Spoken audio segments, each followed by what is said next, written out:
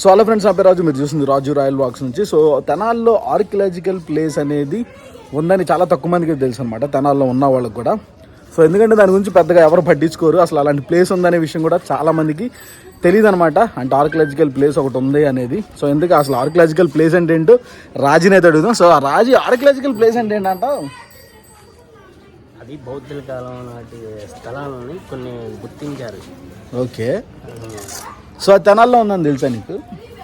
అది తెనాల్లో ఉందని తెలుసు, ఎందుకంటే మేము చిన్నప్పటి నుంచి అక్కడే పుట్టి పెరిగాము కాబట్టి మాకు స్థలం గురించి తెలుసు. సో నీకు తెలుసు, మరి వీళ్ళకి కూడా తెలియాలి కదా. సో తెనాల్లో ఒక ఆర్కియలాజికల్ ప్లేస్ ఉందన్నమాట, చాలా మందికి తెలీదు.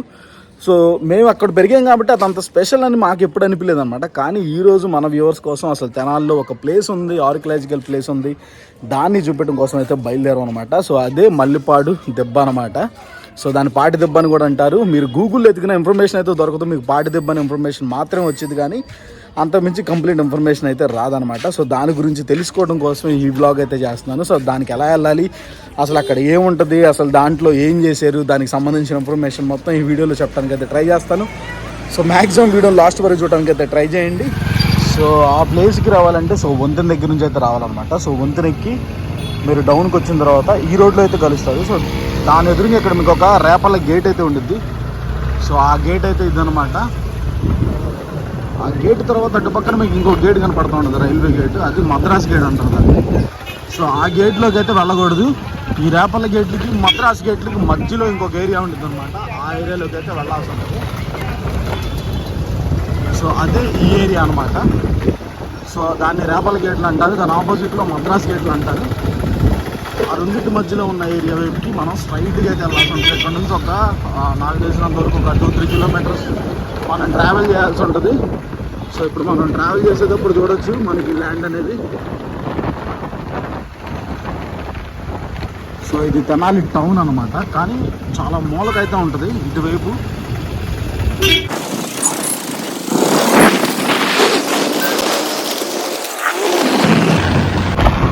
ఈ రోడ్లో స్ట్రైట్గా అయితే వెళ్ళిపోవాలి మనం. సో స్ట్రైట్గా వెళ్తూ ఉంటే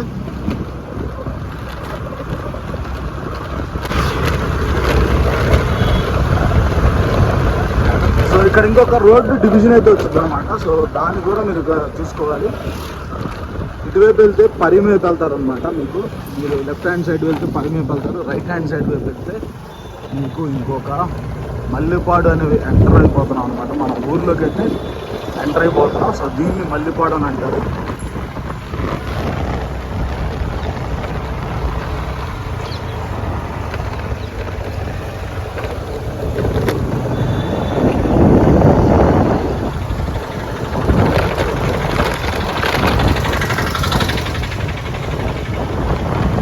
మల్లిపాడుకి ఉన్న మెయిన్ రోడ్ అనమాట ఇది. 2 రోడ్లు అయితే ఉంటాయి. సో ఈ రోడ్లు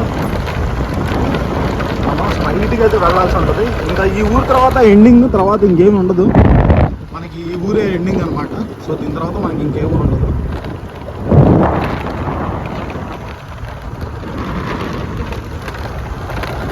దీని జనాభా కూడా చాలా తక్కువ అయితే ఉంటుంది. ఇక్కడ ఒక 1000 గడప అయితే ఉంటుంది అనమాట.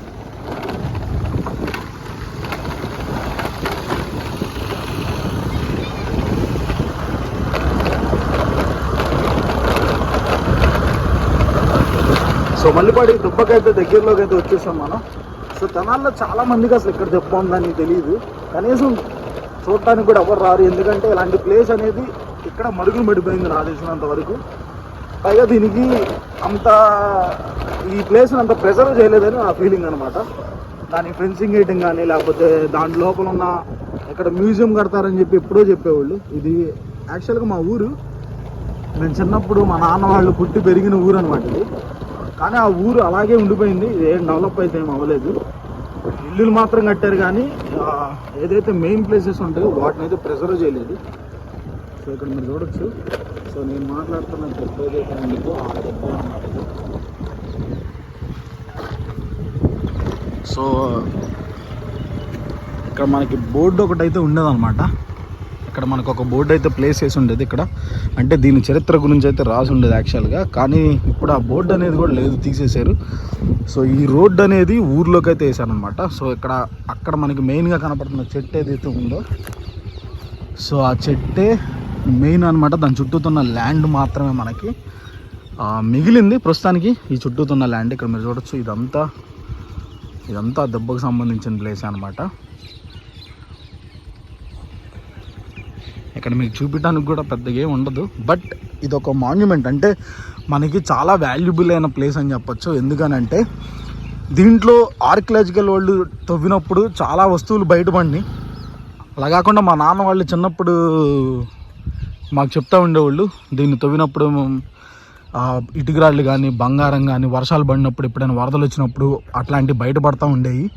సో వాటిని అయితే తీసుకొని కొంతమంది వాడుకునేవాళ్ళు, అమ్ముకునేవాళ్ళు అని చెప్తూ ఉండేవాళ్ళు అనమాట. అది ఎంతవరకు నిజమో మాకు తెలియదు. బట్ ఈ ప్లేస్ అనేది మాత్రం ప్రెజర్వ్ చేయకుండా, ఇంతకుముందు అయితే ఫెన్సింగ్ వేసి దీని చుట్టూతో ఫెన్సింగ్ అయితే వేసి ఉండేది. కానీ ఇప్పుడు ఫెన్సింగ్ అంటే ఏం లేదు, జస్ట్ అట్లా వదిలేశారనమాట ల్యాండ్ని. ఇంతకుముందు బోర్డ్స్ ఉండేవి, ఇది ఆర్కియాలజికల్ ప్లేస్ అని బోర్డ్స్ ఉండేవి. సో అలాంటి బోర్డ్స్ కూడా ఏం లేవు. ఈ దెబ్బ యాక్చువల్గా చూసుకుంటే చాలా పెద్ద దెబ్బ అనమాట. ఇది మీకు డ్రోన్ షాట్లో చూపించడానికి కుదరలేదు నాకు, కానీ దెబ్బ అనేది చాలా పెద్ద దెబ్బ యాక్చువల్గా. సో ఇక్కడ మీరు చూడొచ్చు, ఆ చెట్టు ఒక్కటే మిగిలిపోయింది ఆ దెబ్బకు నిదర్శనం. ఇంకొక మెయిన్ విషయం ఏంటంటే, ఈ మట్టి ఏదైతే ఉందో, ఈ మట్టి మీకు ఎక్కడ తప్ప ఎక్కడ దొరకదనమాట. ఏదైనా మనకి దెబ్బలు తగిలినా కానీ అట్లాంటి వాటికి ఈ మట్టి అనేది చాలా బాగా పనిచేసిద్దని ఇంతకుముందు చెప్పుకుంటూ ఉండేవాళ్ళు. పైగా దీంట్లో ఉన్న ఏదైతే మట్టి ఉందో, సో ఈ మట్టి వాల్యుబుల్ అనమాట చాలా. ఎందుకంటే ఇలాంటి ఆ మట్టి ఎక్కడ దొరకదు. మీరు ఎక్కడేం చూడండి కావాలంటే, ఈ రంగులో, ఈ దుబ్బ రంగులో ఉన్న మట్టి మీకు ఎక్కడ దొరకదు. సో మీకు కొంచెం శాంపిల్కి చూపిస్తాను. సో ఇక్కడ మీరు చూడొచ్చు.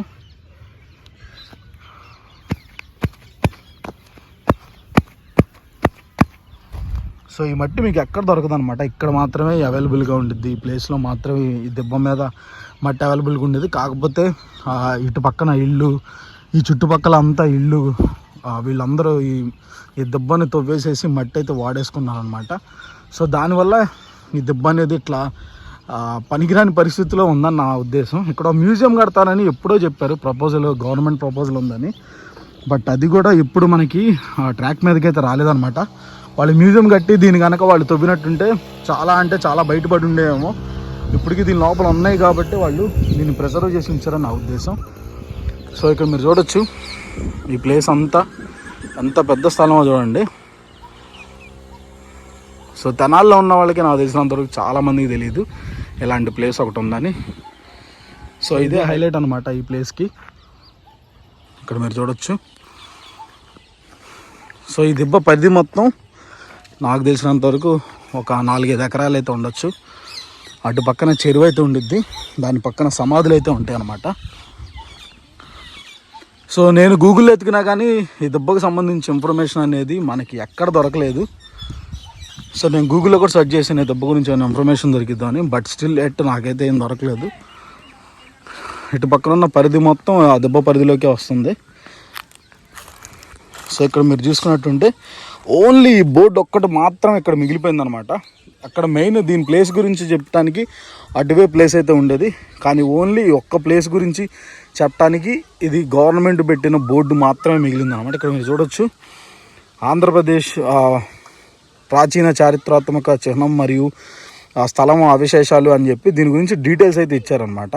అసలు ఇది ఎవరిది, లేకపోతే దీనిలో ఎవరు ఉండేవాళ్ళు అనే దానికోసం అయితే ఇన్ఫర్మేషన్ అయితే ఇవ్వలేదు మనకి. అక్కడ ఒక మెయిన్ బోర్డు ఉండేది, ఆ బోర్డు అయితే లేదనమాట.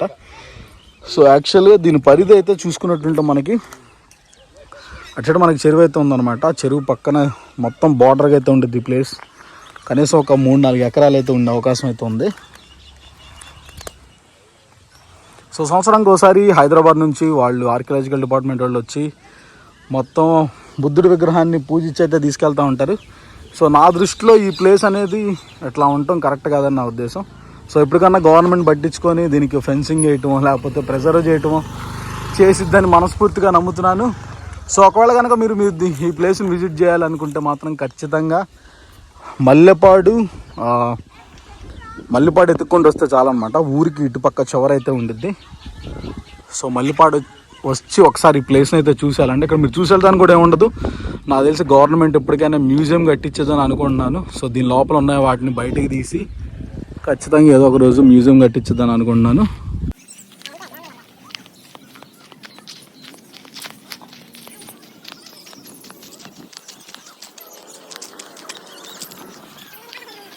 అక్కడ గుడి చేసుకుని ఉంటే వాళ్ళ కదా అన్నాడు పెద్ద ఆయన.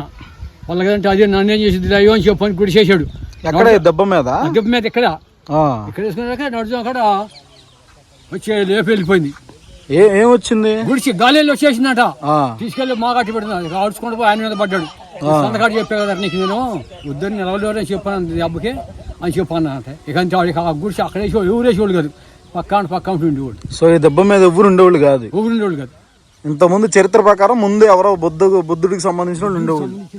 అందులో మనం తొలిసారు ఇటురాళ్ళు బయటపడి, ఇటురాళ్ళు పొయ్యిలు, పెద్ద పెద్ద కొండలు, మళ్ళీ ఇంకా ఎముకలు అవన్నీ బయటపడి ఈ మధ్య తవ్వారు. ఇక అంతవరకు మనకు తెలుసు అది. సో మీరు ఎప్పుడు ఉండేవాళ్ళు? మీరు ఎప్పటి నుంచి దెబ్బ తెలుసు మీకు? మీరు పుట్టిన దగ్గర నుంచి దెబ్బ తెలుసు మీకు? ఊహన తెచ్చిన దగ్గర నుంచి 42 పుట్టాను.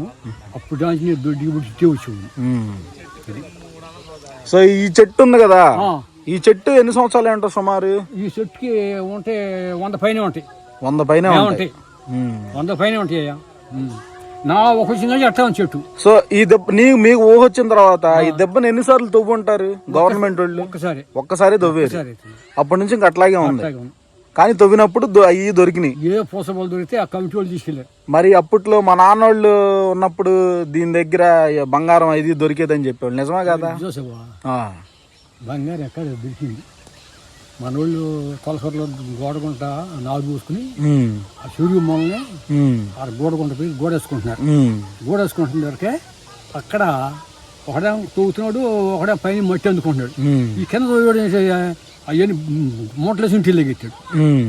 కథ వాళ్ళు అమ్మటోడు పోయి ఇంట్లో పట్టుకుని తలుపేసుకున్నాడు. కాదని చెప్పని మారోడి దగ్గరికి వెళ్ళారు. ఆడి పోలీసులు పట్టుకుని గుద్దబాలని మొత్తం తీసి ఆ బంగారం. అంటే దెబ్బ మీద బంగారం అయితే దొరకలా ఉందని చెప్పని గడియారం వేశారు.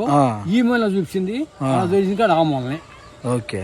ఏదో నొస్తు దొరికితే ఆడు చేయపడాల, ఏదో నష్టం జరిగింది. సో ఎవరికి ఏం దొరికినా కానీ వాళ్ళు తీసుకెళ్లిపోతే చెప్పా పెట్టకుండా వాళ్ళకి ఏదో ఒక నష్టం జరిగింది, అంతేగాని ఊరికి కలిసి రావటం కానీ అట్లా ఎప్పుడు జరగలేదు. సో అందుకే దెబ్బ మీద ఏమన్నా జరిగినా గవర్నమెంట్ వాళ్ళు చేస్తారు తప్ప ఎవరు తవ్వకాలు దొరికిన సహోదరు చేసుకునేవాడికి ఏదో నష్టం జరిగింది.